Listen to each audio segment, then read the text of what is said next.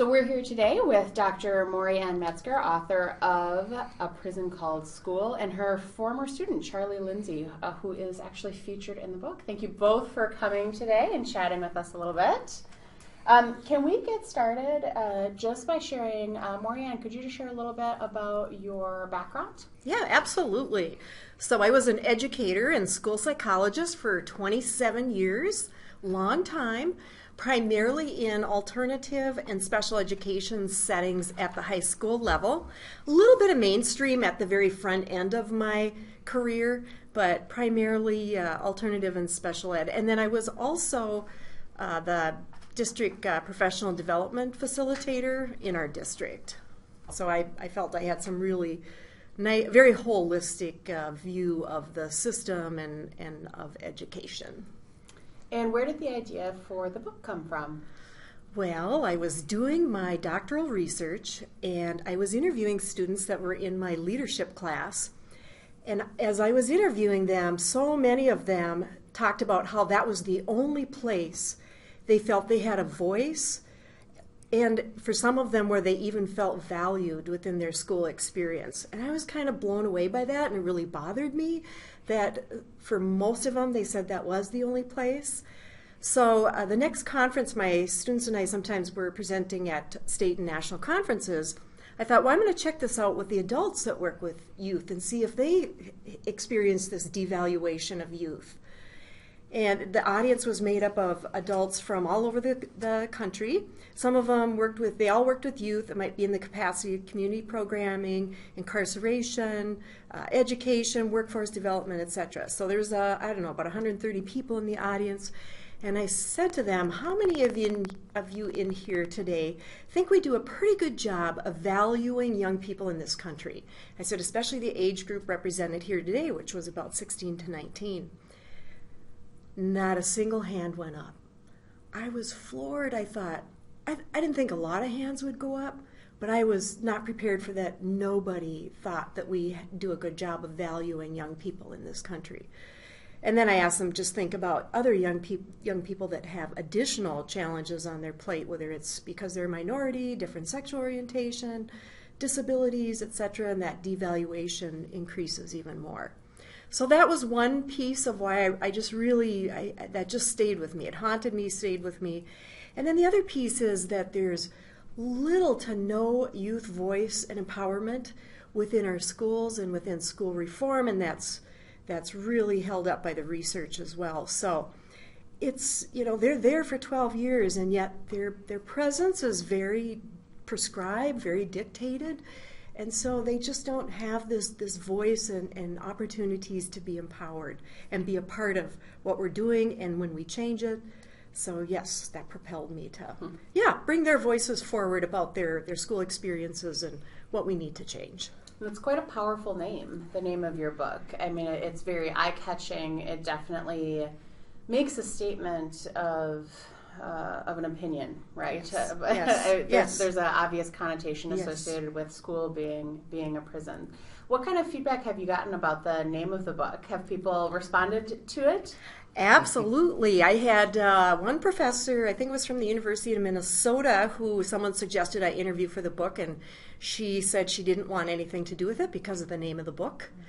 And certainly others have shied away a little bit that are inside the educational system, and I understand that because that is still where they work and where they get their paychecks, and so I can certainly understand that. Some educators definitely wanted to be a part of it. And one very strong feedback, Lorenzo, a student featured in the book, shortly before it was ready to come out, he said to me, Maure Ann, you're going to have haters with this book. And I was like, well, he said, you're going to have a lot of haters. And I thought, wow, I thought that statement said a lot, because here's a young person whose voice and experiences about school being a prison are being featured in the book, and he already anticipates it will not be well received, his experience and his perspective. So yeah, definitely lots of reaction to the title. And some people love it. I mean, more people, more adults, a lot of minority people have said, thank you, that title is powerful, it says a lot. So So we first crossed paths in a writing group here in Minnesota, and I have to admit the name of the book, and I can't recall how it happened. I don't remember if we were in the same group or if something popped up on Facebook or what happened, but it was the name of the book that made me pick it up. It's absolutely in an age where so many people work so hard to be so neutral, it's very appealing to hear and see someone really take a stance and to really have an opinion. Yeah. So, well, and I wanted it to represent how, especially students that struggle with school, that's how it feels for them. So it really represents their experience. And Charlie, feel free to weigh in on the title of the book too, in terms of. We haven't even gotten to Charlie yet. So Charlie, before we get to how you ended up in Maure Ann's classroom and your background a little bit, what do you think about the title of the book? I love it. I remember when we had discussed, talking about things that were going on. She was doing the interview process and things of that nature, and we had. I remember either it had came up like that or like somebody had made a reference to it, but that's kind of what we discussed in the class between us in the group many times. It's like, why are we here? We can't get out. If we get out, we'll get truancy, or if we get out, then won't be dropouts or whatever. And it's just like, we felt very trapped in our situation. And I thought this, when she told me she was going to go about writing the book and asking us to be featured and things, I thought that the title resonated perfect with us in our given situation. So we fast forwarded to that conversation. Tell me about how you ended up in and what the first class was, because I think you had multiple classes, perhaps, or what's the exposure or the relationship that the two of you had? Well, I actually was approached to be in her leadership group. Some of the teachers had talked, with her beforehand, and then they came to me after they discussed it already. It was like, yeah, we think you'd be a good fit for this program. What do you think? And I was like, well, yeah, I mean, anything for me to, get an opportunity to do something different than the mainstream, I'm for it. So they approached me and they're like, yeah, we think you'll be a good candidate. And to me, I was like, oh, okay. I mean, you guys actually see something in me that's a little bit different, which is always what I thought for myself as well. And really, it changed my life. It was a huge opportunity for me that I'm still taking advantage of to this very day. Being graduated from school for going on 8 years now, so I get in the class, and we connected quickly, and she started to really just try a different perspective that I've seen before to connect with me and really build some rapport and just really appreciate what I had to say. She took my points into consideration whenever we were discussing or doing anything, and I thought that was huge. I had never experienced anything like that in school before. How old were you when you met Maure Ann?